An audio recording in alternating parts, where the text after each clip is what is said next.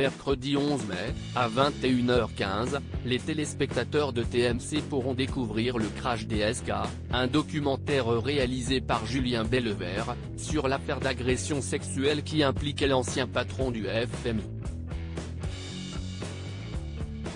C'est à cette occasion que Julien Bellevert était l'invité de Philippe Vandel dans Culture Média. Gilles Boulot, je me suis retrouvé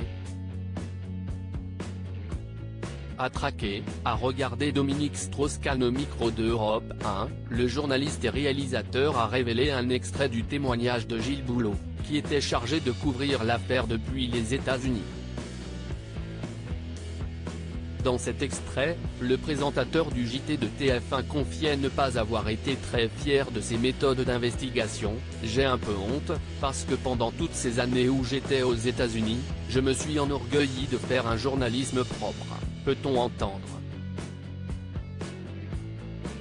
Dans le même extrait, Gilles Boulot a poursuivi son témoignage, et là, je me suis retrouvé à passer des heures sur un pliant, comme un pêcheur à la ligne, à traquer, à regarder Dominique Strauss-Kahn, que je connaissais peu et que j'avais rencontré 2 fois au FMI, et Anne Sinclair, une personne pour qui j'ai toujours une très grande estime, a-t-il confié.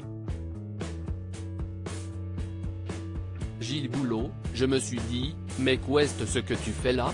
Le journaliste est allé jusqu'à regretter sa présence sur place. J'ai eu un moment de schizophrénie où je me suis dit mais qu'est-ce ce que tu fais là ? Peut-on entendre sur l'extrait diffusé sur Europe 1.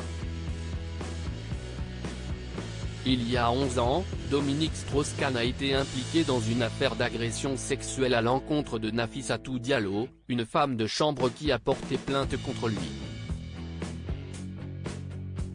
10 ans après la médiatisation de cette affaire, la plaignante, qui a réussi à tourner la page avec son nouveau restaurant, s'était longuement exprimée sur son calvaire, dans le documentaire Netflix Chambre de 1806, l'affaire DSK.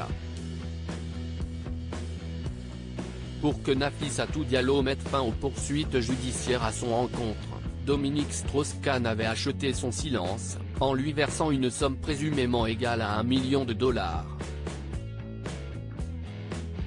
Loading widget.